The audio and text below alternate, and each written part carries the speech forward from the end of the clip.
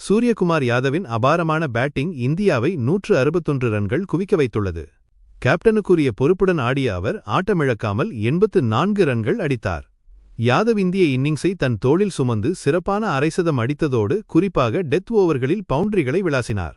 சீரான இடைவெளியில் விக்கெட்டுகள் சரிந்தாலும் அவரது அற்புதமான ஷாட்கள் மூலம் இந்திய அணி ஒரு போட்டிக்குரிய ஸ்கோரை எட்டியது. அமெரிக்க அணி இப்போது 162 ரன்கள் என்ற இலக்கை எதிர்கொள்கிறது. அவர்களது பேட்ஸ்மேன்கள் இந்த இலக்கை துரத்தி வெல்வார்களா? இந்தியா 29 ரன்கள் வித்தியாசத்தில் அமெரிக்காவை வீழ்த்தி திரில்லான ஆட்டத்தை முடிவுக்கு கொண்டு வந்துள்ளது. 6வது ஓவரில் அக்சர் படேல் அடுத்தடுத்த பந்துகளில் 2 முக்கியமான விக்கெட்டுகளை வீழ்த்தி அமெரிக்க அணிக்கு கடும் நெருக்கடியை ஏற்படுத்தினார். முதலில் பேட்டிங் செய்த இந்திய அணி 161 ரன்களை அடித்தது. பின்னர் அமெரிக்க அணியின் பேட்டிங்கின் போது இந்திய அணி ஒழுக்கமான பந்துவீச்சால் அவர்களை தடுத்து நிறுத்தியது. அமெரிக்க பேட்ஸ்மேன்கள் போராடினாலும் 8 விக்கெட் இழப்புக்கு 132 ரன்கள் மட்டுமே எடுத்து தோல்வியை தழுவினர்.